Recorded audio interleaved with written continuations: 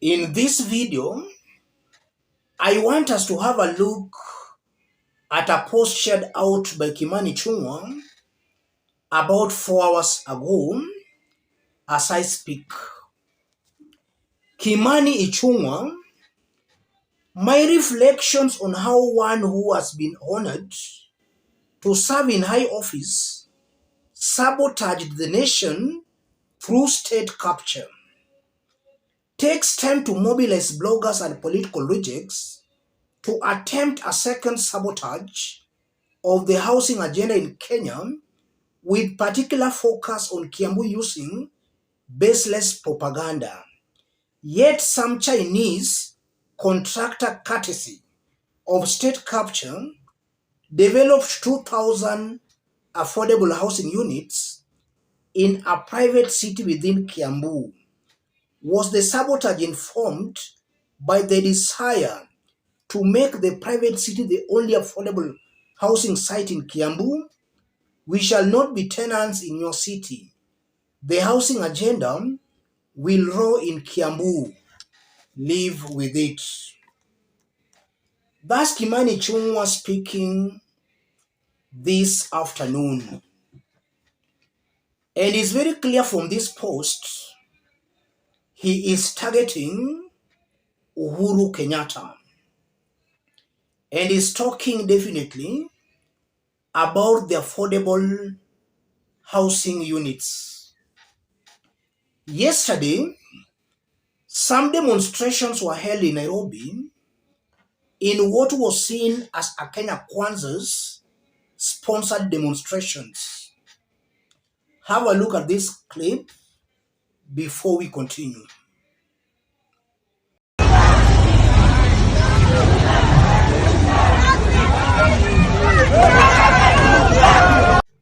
That was yesterday, and we are seeing that the demonstrators were being escorted by a police vehicle.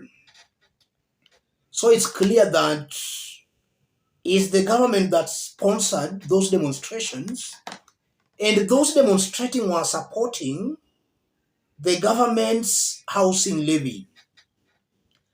And it's very interesting that Kenyans who are not even aware of what that housing levy is are supporting that housing levy. That's how disparate Kenya Kwanza government is. They are stooping too low to a point of even mobilizing and paying Kenyans to demonstrate, to hoodwink other Kenyans that some are supporting the housing levy. If a proper research is done, over 90% of Kenyans are against the housing levy, because the hustlers, if anything, will not benefit from those houses. Those houses will just benefit a few rich individuals in Kenya Kwanza government. The hustlers, the mama mboga, will not get any single housing from those projects. I want us to put all this into perspective for Kenyans to understand what's happening here. If you are watching us but you have not yet subscribed, subscribe, give this video a like. Let's proceed.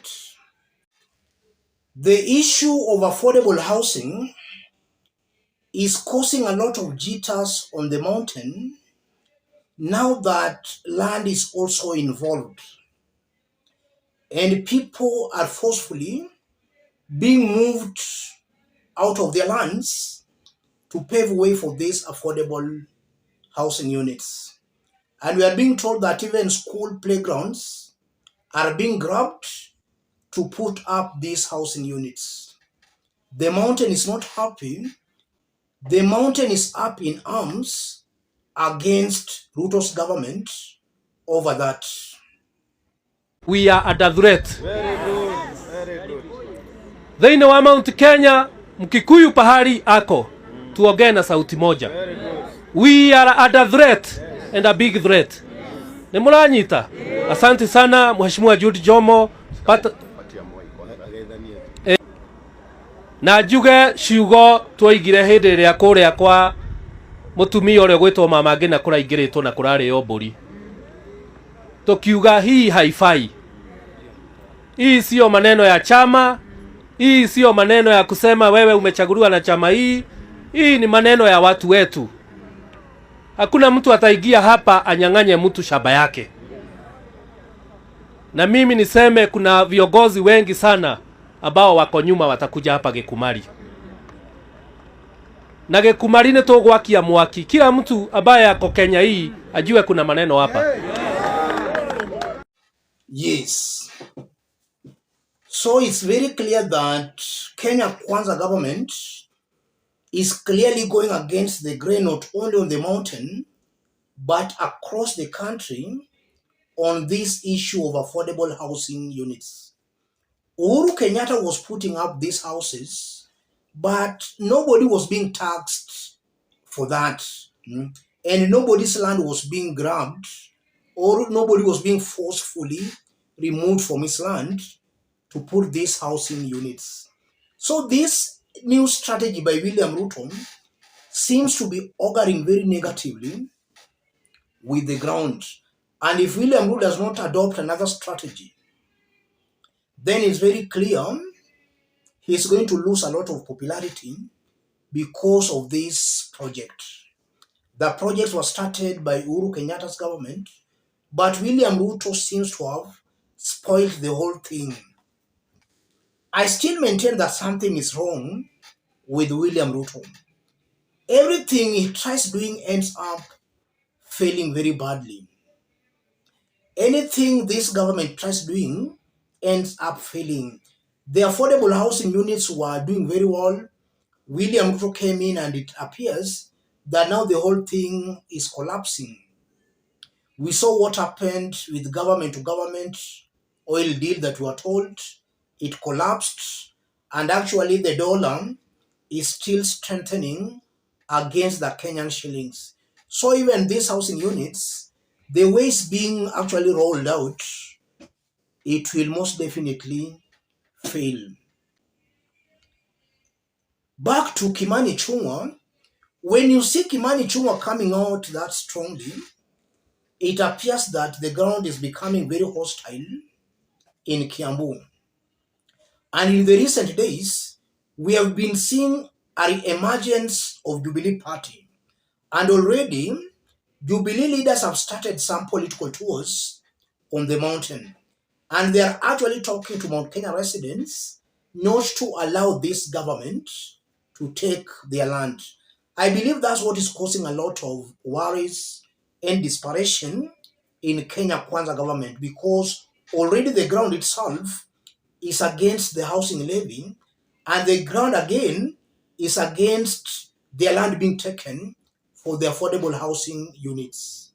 Let me stop it there, ladies and gentlemen. If you are watching us but you have not yet subscribed, subscribe, give this video a like.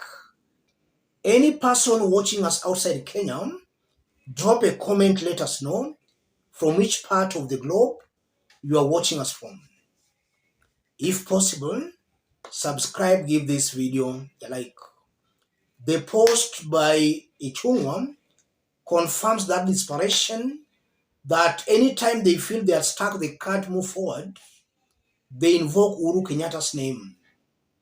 They bring in the aspect of a state capture. While we know that this government has captured all government institutions. If there is a government that has really captured instruments of the state, then Kenya Kwanza government has done that. No government institution is working independently. No independent arm of government or government institution is working independently. Judiciary has been captured, parliament captured, IBC captured, DCI captured, anti-corruption captured.